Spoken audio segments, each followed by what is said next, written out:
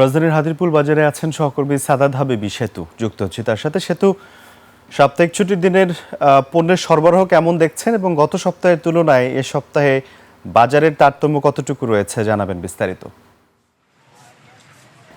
পণ্যের সরবরাহ দিয়ে আপনার উত্তর দিতে শুরু করতে চাই এবং সরবরাহ পরিস্থিতি সারা বছরেই আমরা বর্ষার সময়টা বাদ দিলে কোনো পণ্যেরই খুব একটা কম দেখি নাই। আর যদি পার্থক্য বোঝানোর চেষ্টা করি তাহলে চলে এই মুহূর্তে আমরা গত সপ্তাহ থেকে 20 টাকা বেশিতে পোল্ট্রি মুরগি দেখছিলাম। বিশেষ করে ব্রয়লারের দাম আমরা 20 টাকা কেজিতে বাড়তে দেখেছি।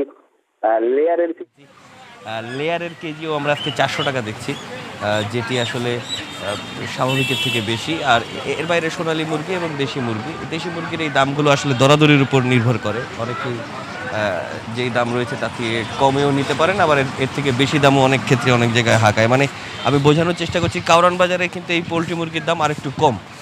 এরপরে যদি আমি একটু সবজির বাজারে যাই তাহলে সারা বছরই আলুর দাম নিয়ে ক্রেতাদের কোনো অভিযোগ ছিল না। পেঁয়াজের দাম নিয়ে একটু বলতে চাই, পেঁয়াজের দাম কিন্তু একটু একটু করে বাড়ছে। আমরা গত সপ্তাহে রিপোর্টে দেখিয়েছি যে 1 মাসের ব্যবধানে 5 টাকা করে বাড়ছে। এই মুহূর্তে 60 টাকা কেজি করে দেওয়া হচ্ছে। টমেটো দেখছেন সেটি 120 টাকা কেজি। এর বাইরে করলা 80 টাকা, ঢেঁড়স 80 টাকা, পটল 60 টাকা, 50 টাকা। মিষ্টি কুমড়া এই তিনটা সবজি এখনো রয়েছে। কাঁচামরিচ ভারত থেকে আমদানির সিদ্ধান্ত হয়েছে, ভারত থেকে আসছেও, কিন্তু কাঁচামরিচের দাম এখনো 200 টাকার কেজি।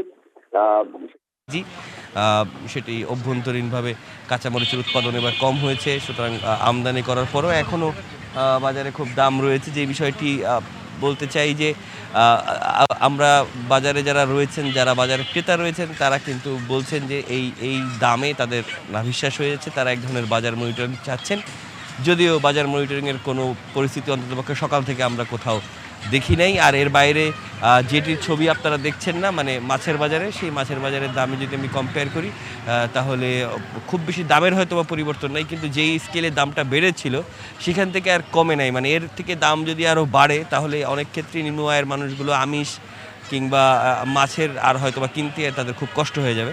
সুতরাং সেই হিসাবে বাজারের সরবরাহ পরিস্থিতি স্বাভাবিক রয়েছে।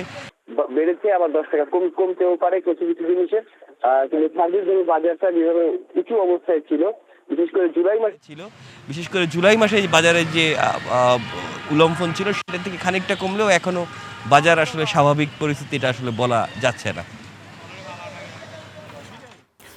সেতু, ধন্যবাদ আপনাকে।